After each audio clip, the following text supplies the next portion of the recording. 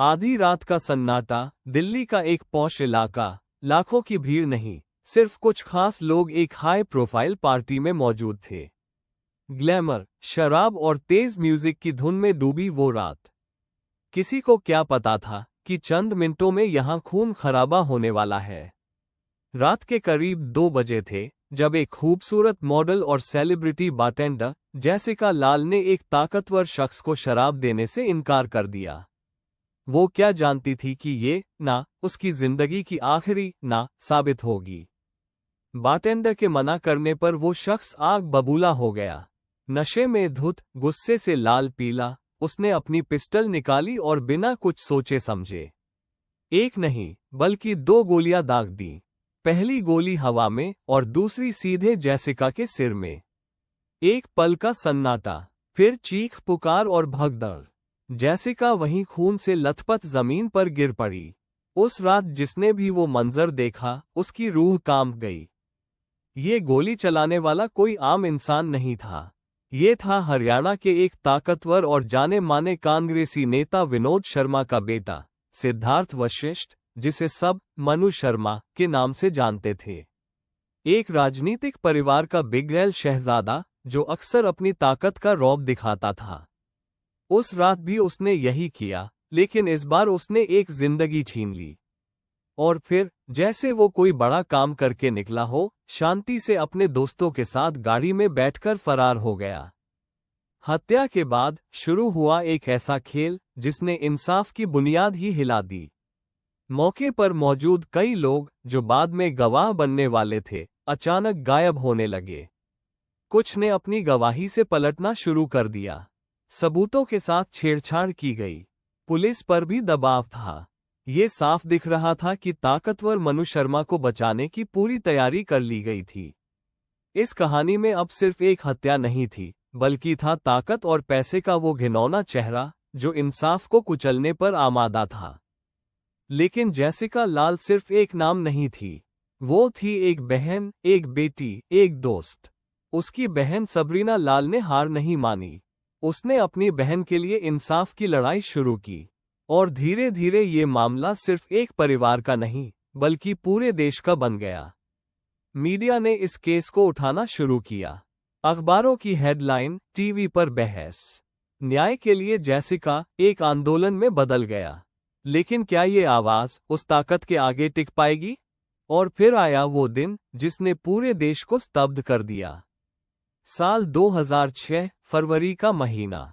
एक निचली अदालत ने पर्याप्त सबूतों के अभाव का हवाला देते हुए मनु शर्मा समेत सभी आरोपियों को बरी कर दिया। बरी, एक सरेआम हत्या का आरोपी, जहां दर्जनों लोग मौजूद थे। इस फैसले ने देश में आक्रोश की लहर दौड़ा दी। लोगों को लगा कि इंसाफ की खुलेआम हत्या हो गई है। क्या ताकत ने सचमुच इंसाफ को खरीद लिया था? इस फैसले के बाद पूरा देश गुस्से में उबल पड़ा। सड़कों पर लोग उतर आए। दिल्ली से मुंबई तक हर शहर में कैंडल लाइट मार्च निकाले गए। सोशल मीडिया पर जस्टिस फॉर जेसिका ट्रेंड करने लगा। आम जनता अब इस लड़ाई में शामिल हो चुकी थी। नेताओं को भी झुकना पड़ा। सरकार हरकत में आए। इस जन सैलाब ने ये साबित कर दिया कि भारत की जनता अब ताकत के आगे दबने वाली नहीं है। लेकिन क्या ये आक्रोश इंसाफ दिला पाएगा? जनता के बढ़ते दबाव के आगे सरकार को झुकना पड़ा। दिल्ली पुलिस ने फैसले को दिल्ली हाई कोर्ट में चुनौती दी। यह एक असाधारण कदम था, जहां पुलिस खुद अपने ही जांच के खिलाफ अपील कर रही थी।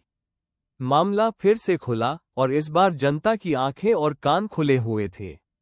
हर कदम पर निगरानी थी। क्या अब सच सामने आएगा? क्या वो गवाह जो पलट गए थे दोबारा बोलने की हिम्मत करेंगे? ये सवाल पूरे देश के जहन में था। लेकिन इंसाफ की राह इतनी आसान नहीं थी। हाई कोर्ट में भी कई गवाह फिर से पलट गए। उन्होंने कहा कि उन्हें कुछ याद नहीं है या उन्होंने कभी मनु शर्मा को गोली चलाते देखा ही नहीं। कुछ ने तो अपने पहले दिए बयानों को ही झूठा बता दिया। ये साफ दिख रहा था कि इन गवाहों पर अभी भी दबाव था या फिर उन्हें डराया धमकाया गया था। एक बार फिर ताकत इंसाफ के रास्ते में एक बड़ी दीवार बनकर खड़ी थी। हालांकि इस बार पुलिस और न्यायपालिका ने हार नहीं मानी। कुछ नए सबूत और ऐसे गवाह सामने आए जिन्होंने अपनी जान की परवाह किए बिना सच बोलने की हिम्मत की। जेसिका के शरीर से निकाली गई गोली, फोरेंसिक रिपोर्ट और कुछ सीसीटीवी फुटेज ने एक नई दिशा दी। एक हथियार बरामद हुआ जो मनु शर्मा से जुड़ा था। हर छोटा सुराग अब एक बड़ी कड़ी बन रहा था। इंसाफ की उम्मीद फिर से जगने लगी थी। और फिर आया वो ऐतिहासिक फैसला। 18 दिसंबर 2006 को दिल्ली हाई कोर्ट ने निचली अदालत के फैसले को पलट दिया। मनु शर्मा को जेसिका लाल की हत्या का दोषी ठहराया गया। साथ ही बाकी 6 आरोपियों को सबूत मिटाने और गुमराह करने के आरोप में सजा सुनाई गई। पूरे देश ने राहत की सांस ली। ये सिर्फ एक फैसला नहीं था, ये था जनता की आवाज की जीत, न्याय की जीत और ताकत के घमंड पर एक करारा प्रहार। इंसाफ जिंदा था। मनु शर्मा को आजीवन कारावास की सजा सुनाई गई। इस फैसले ने ये साफ कर दिया कि भारत में कोई भी, कितना भी ताकतवर क्यों ना हो, कानून से ऊपर नहीं है। ये केस एक नजीर बन गया। इसने लोगों को विश्वास दिलाया कि अगर वे एकजुट होकर इंसाफ के लिए लड़ें, तो बड़े से बड़े ताकतवर को भी झुकना पड़ता है। लेकिन क्या मनु शर्मा इस फैसले को चुनौती देंगे? क्या ये लड़ाई अभी खत्म हुई थी? मनु शर्मा ने हाई कोर्ट के फैसले को सुप्रीम कोर्ट में चुनौती दी। उनकी दलीलें थी कि सबूत पर्याप्त नहीं थे और गवाहों पर दबाव था। यह इंसाफ की आखिरी सीढ़ी थी। पूरा देश एक बार फिर इस फैसले का इंतजार कर रहा था। क्या सुप्रीम कोर्ट हाई कोर्ट के फैसले को बरकरार रखेगा या एक बार फिर ताकत का पलड़ा भारी पड़ेगा? सवाल बड़ा था और जवाब का इंतजार लंबा। अप्रैल 2010 में सुप्रीम कोर्ट ने भी दिल्ली हाई कोर्ट के फैसले को बरकरार रखा।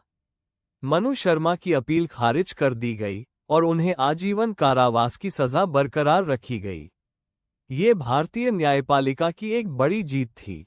इसने साबित कर दिया कि जब जनता की आवाज और कानून एक साथ खड़े होते हैं, तो सबसे बड़ी ताकत भी घुटने टेक देती है। जेसिका को आखिरकार इंसाफ मिल गया था। लेकिन क्या ये पूरी तरह से इंसाफ था? जेसिका लाल हत्याकांड ने भारतीय न्याय प्रणाली में कई अहम बदलाव लाए। इसने गवाहों की सुरक्षा को लेकर नए कानून बनाने पर जोर दिया। इसने मीडिया की भूमिका को और मजबूत किया। सबसे बढ़कर इसने आम जनता को अपनी आवाज उठाने की शक्ति दी। ये सिर्फ एक हत्या का मामला नहीं था, ये था ताकत के खिलाफ न्याय की मिसाल। एक ऐसी मिसाल जिसने देश के कई और इंसाफ के लिए लड़ रहे लोगों को प्रेरणा दी। मनु शर्मा ने जेल में करीब 17 साल बिताए। इस दौरान उन्हें कई बार पैरोल मिली, जिसे लेकर भी काफी विवाद हुआ। जनता ने हर पैरोल पर सवाल उठाए, क्योंकि उन्हें डर था कि कहीं ताकत का इस्तेमाल करके मनु शर्मा को जल्द आजाद न कर दिया जाए। ये केस लगातार लोगों की नजरों में रहा, जो दिखाता है कि एक बार जब जनता किसी मामले को अपना मान लेती है, तो उसे आसानी से भूलती नहीं। और फिर आया साल 2020। कोविड-19 महामारी के दौरान दिल्ली सरकार ने कुछ कैदियों को उनकी अच्छी चाल चलन और जेल में बिताए समय के आधार पर रिहा करने का फैसला किया। मनु शर्मा भी उन्हीं में से एक थे। करीब 17 साल बाद वो आजाद हो गए। एक बार फिर बहस छिड़ गई, क्या ये सही था? क्या इतने संगीन जुर्म के बाद इतनी जल्दी रिहाई इंसाफ के पैमाने पर खरी उतरती है? जेसिका की बहन सबरीना लाल ने मनु शर्मा की रिहाई पर क्या कहा? सालों तक इंसाफ के लिए लड़ने वाली सबरीना ने कहा कि उन्हें मनु शर्मा की रिहाई से कोई आपत्ति नहीं है। उन्होंने कहा, उन्होंने अपना समय जेल में बिताया है। अगर उन्हें आजाद किया जा रहा है, तो ठीक है। मुझे उनसे कोई शिकायत नहीं है। यह एक ऐसा बयान था जिसने कई लोगों को हैरान किया। शायद सालों की लड़ाई ने उन्हें शांति दे दी थी। तो क्या इस केस में इंसाफ की जीत हुई? हाँ, बेशक हुई। मनु शर्मा को सजा मिली। लेकिन क्या ताकत और पैसे का प्रभाव पूरी तरह से खत्म हो गया था? शायद नहीं। गवाहों का पलटना, सबूतों से छेड़छाड़, शुरुआती बरी होना, ये सब दिखाता है कि कैसे ताकत इंसाफ के रास्ते में बाधा डाल सकती है। ये केस हमें हमेशा याद दिलाएगा कि न्याय की लड़ाई कभी आसान नहीं होती। ये केस हमारी न्याय प्रणाली की कमियों और ताकतों दोनों को उजागर करता है। कमियां, जहां पैसे और ताकत से शुरुआत में न्याय को भटकाया जा सकता है। ताकत, जहां जनता की आवाज और ईमानदार न्यायपालिका आखिरकार सच को सामने ला सकती है। जेसिका लाल अब एक नाम नहीं, बल्कि एक प्रतीक है उन सभी लोगों के लिए जो इंसाफ के लिए लड़ते हैं, चाहे सामने कितनी भी बड़ी ताकत क्यों न खड़ी हो। जेसिका लाल की कहानी हमें सिखाती है कि अन्याय के खिलाफ आवाज उठाना कितना जरूरी है। अगर हम चुप रहें, तो ताकतवर लोग हमेशा अपनी मनमानी करेंगे। हमें अपनी न्याय प्रणाली पर विश्वास रखना होगा और साथ ही उसे बेहतर बनाने के लिए सवाल भी उठाने होंगे। ये लड़ाई हर नागरिक की है। क्या आप इस लड़ाई में अपना योगदान देने के लिए तैयार हैं? जेसिका लाल हत्याकांड ने भारतीय इतिहास में एक नया अध्याय लिखा। यह एक ऐसी कहानी है जहां न्याय ने कठिन संघर्ष के बाद ताकत के अहंकार को चूर चूर कर दिया। ऐसी और रहस्यमयी और दिल दहला देने वाली कहानियों के लिए हमारे चैनल को सब्सक्राइब करना न भूलें।